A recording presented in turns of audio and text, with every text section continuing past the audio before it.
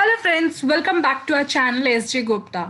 दोस्तों, बजट 21-22 में काफ़ी सारे चेंजेस आए हैं related to filing of income tax return and processing of the same.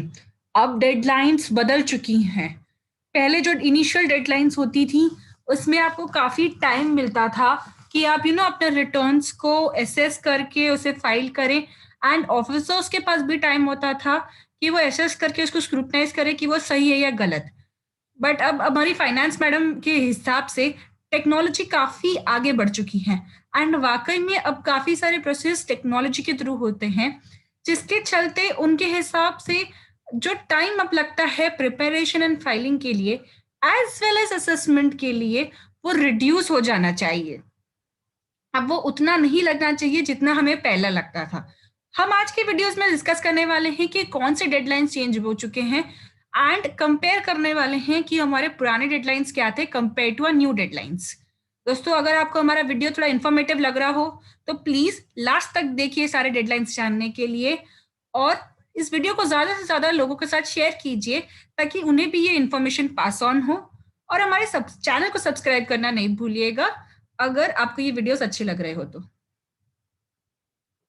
चलिए देखते हैं। फर्स्ट है बिलेटेड और रिवाइज रिटर्न के लिए, जहां पर ओरिजिनली आप 31 मार्च तक फाइल कर सकते थे after the close of the financial year और end of assessment whichever is earlier. जैसे फॉर एग्जाम्पल मैं एक ईयर के हिसाब से लू, फाइनेंशियल ईयर 1920, तो पहले आप फाइनेंशियल ईयर 1920 की रिटर्न मैक्सिमम बाय 31 मार्च 2021 तक फाइल कर सकते थे, या फिर अगर उसका असेसमेंट हो चुका है विच एवर इज अर्लियर, तो 31 मार्च 2021 और assessment of that financial year 1920 done by the department whichever is earlier, आप तब तक अपना बिलेटेड रिटर्न फाइल कर सकते थे, या फिर ओरिजिनल रिटर्न जो आपने फाइल किया उसे रिवाइज कर सकते थे। लेकिन अभी प्रपोज बजट के हिसाब से आपको वो डेडलाइन रिड्यूस करके, जो मार्च 31 तक की थी, अब उसे रिड्यूस करके December 31 तक लेके आ चुके हैं वो, यानी कि 3 महीने शॉर्ट कर दिया है। अब फाइनेंशियल ईयर 2021 की रिटर्न आपको मैक्सिमम 31 दिसंबर 21 तक करनी है।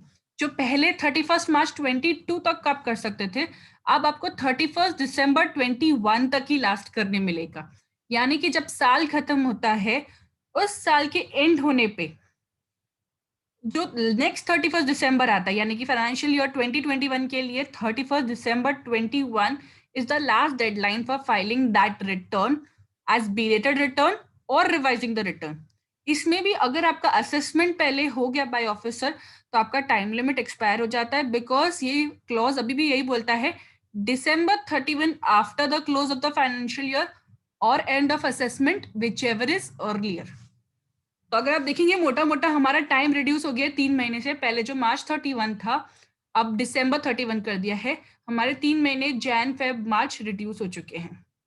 सेकेंड चेंज किया है हमारा असेसमेंट अंडर सेक्शन 147, जहां पर ऑफिसर को लगता है कि आपने कोई टैक्स इवेट किया है या फिर टैक्स इनकम था जो आपने शो नहीं किया अपने रिटर्न में, वो 147 के अंदर असेस करेंगे और जिसके लिए नोटिस इशू करेंगे 148 के अंदर of the income tax act. पहले ये टाइम पीरियड था 6 years from the end of relevant assessment year, यानी कि फाइनेंशियल ईयर 1920 का असेसमेंट ईयर कब खत्म होता है, असेसमेंट ईयर है फाइनेंशियल ईयर 2021, उसके बाद से 6 साल यानी कि 27 तक पहले था पीरियड। अब वो 6 साल रिड्यूस करके उन्होंने डायरेक्टली 3 years से कर दिया है। हमारे मैडम, फाइनेंस मैडम को 3 नंबर चक्कर बहुत ज्यादा पसंद है।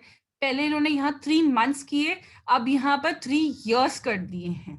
यानी कि अब फाइनेंशियल ईयर 1920 का असेसमेंट ईयर हो गया 2021, एंड उससे आगे 3 साल यानी कि फाइनेंशियल ईयर 24 तक, 2024 तक ही लास्ट वो असेस कर सकते हैं आपकी इनकम अंडर सेक्शन 147 और नोटिस इश्यू कर सकता है अंडर सेक्शन 148। तो जो 6 साल थे वो उसको रिड्यूस करके 3 साल कर दिया है। जहां पहले 27 तक कर सकते थे, अब वो 24 तक ही कर सकते हैं। इस तरह से उन्होंने सिर्फ एक इंडिविजुअल या फिर नॉर्मल टैक्स पेयर के लिए ही अपना ड्यू डेट कम नहीं किया है, बल्कि ऑफिसर्स के लिए भी उनकी ड्यू डेट कम कर दी गई है, और कहा है कि अब उनको और ज्यादा ऑन द टोज रहना पड़ेगा टेक्नोलॉजी के यूज करते हुए अपने ऑर्डर्स इशू करने पड़ेंगे। आईटीआर प्रोसेसिंग, यानी कि जब आप आईटीआर फाइल करते हैं और डिपार्टमेंट उसे प्रोसेस करता है, अर्लियर उनके पास टाइम पीरियड था मार्च 31, 2021 तक प्रोसेस करने का।